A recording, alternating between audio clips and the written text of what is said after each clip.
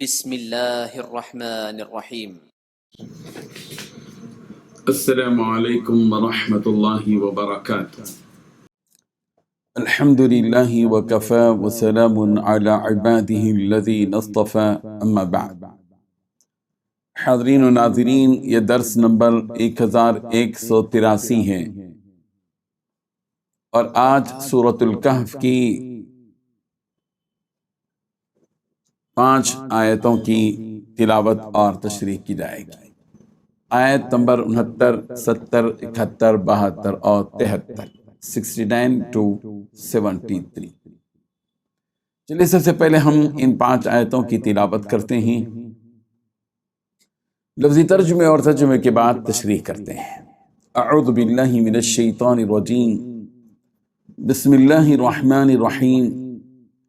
قال ستجدنی ان شاء اللہ صابرا ولا اعصی لک امرا قال فإن اتبعتنی فلا تسألنی عن شیء حتى احدث لک منه ذکرا فانطلقا حتى اذا ركبا في السفينة خرقها قال اخرقتها لتغرق اهلها لقد جئت شيئا امرا قال الم اقل انك لن تستطيع معي صبرا قال لا تؤاخذني بما نسيت ولا ترهقني من امري عسرا صدق اللہ العظیم۔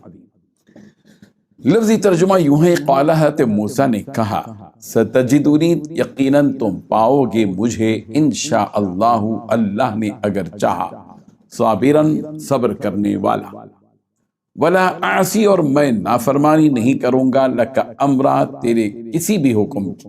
قال حضرت خضر نے فرمایا، فإن چنانچہ اگر اتبعتنی تو میری پیروی کرنا چاہتا ہے، فلا تسألنی تو سوال مت کرنا مجھ سے، عن شیء کسی بھی چیز کی بابت، حتی یہاں تک کہ احدثا میں خود ہی کروں، لکا تیرے لیے منہ ذکرا اس کا ذکر، فانطلقا پھر دونوں چلے، حتی یہاں تک کہ اذا رکبا جب دونوں سوار ہوئے، فی السفینۃ خرق فی السفینۃ کشتی میں، خرقہا تو خضر نے اس کشتی میں شگاف کر دیا، سوراخ کر دیا۔ قالہ موسیٰ نے کہا، اخرقتہا کیا تو نے شگاف کیا ہے اس میں، لتغرق تاکہ تو غرق کر دے، اہلہا اس کشتی والوں کو، لقد جئت تحقیق تو آیا ہے، شیئا امرا بہت ہولناک کام کو۔ قال حضرت خضر نے کہا، الم اقل کیا میں نے نہیں کہا تھا، انکا بے شک تو، لن تستطیع ہرگز صبر نہیں کر سکے گا، معی صبرا لن تستطیع تو ہرگز استطاعت نہیں رکھے گا، معی صبرا میرے ساتھ صبر کرنے کی۔ قال حضرت موسیٰ نے کہا، لا تؤاخذنی آپ مواخذہ مت کیجئے میرا، بما نسیتو اس پر جو میں بھول گیا ہوں، ولا ترہقنی اور تم مت ڈالو مجھ پر، من امری عسرا میرے اس معاملے میں تنگی۔ ترجمہ یوں ہے، حضرت موسیٰ علیہ السلام نے کہا، انشاءاللہ آپ مجھے صبر کرنے والا پائیں گے اور میں آپ کے کسی حکم کی خلاف ورزی نہیں کروں گا۔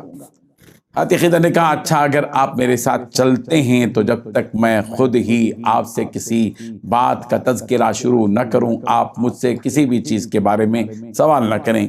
چنانچہ دونوں روانہ ہو گئے، یہاں تک کہ جب دونوں ایک کشتی میں سوار ہوئے تو ان صاحب نے کشتی میں چھید کر دیا۔ حضرت موسیٰ بول پڑے، ارے کیا آپ نے اس میں چھید کر دیا تاکہ سارے کشتی والوں کو ڈبو دیں؟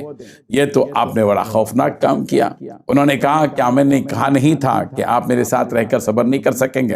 حضرت موسیٰ نے کہا کہ مجھ سے جو بھول ہو گئی اس پر میری گرفت نہ کیجیے اور میرے کام کو زیادہ مشکل مت بنائیے۔ ان 5 آیتوں میں 10 باتیں بتلائی گئی ہیں۔ پہلی بات، حضرت موسیٰ علیہ السلام نے کہا، انشاءاللہ آپ مجھے صابر پائیں گے۔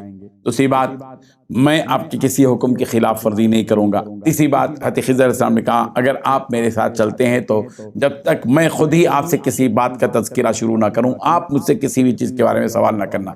چوتھی بات، چنانچہ دونوں روانہ ہو گئے۔ پانچویں بات، یہاں تک کہ جب دونوں ایک کشتی میں سوار ہوئے تو ان صاحب نے کشتی میں چھید کر دیا۔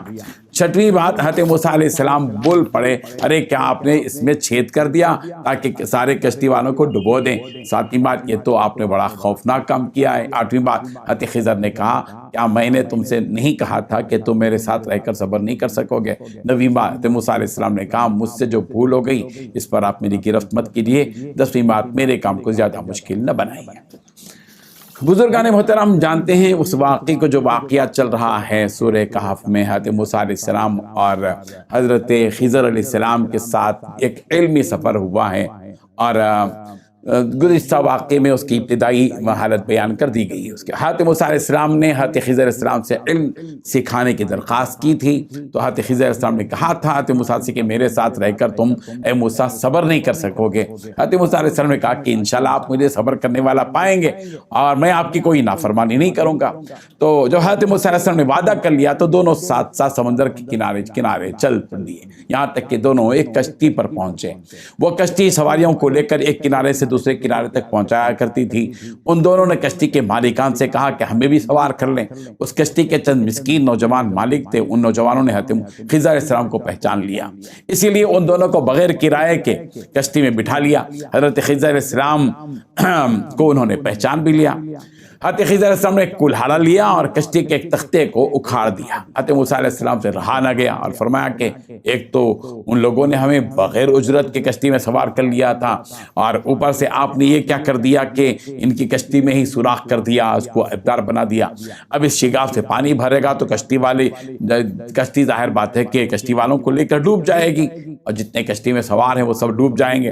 حضرت موسیٰ علیہ السلام نے حضرت خضر سے جو بات کہی، اس کا مطلب یہ تھا کہ آپ نے ایسا کام کیا جس کا انجام یہ ہے کہ کشتی پر جو لوگ سوار ہیں سب ڈوب جائیں گے۔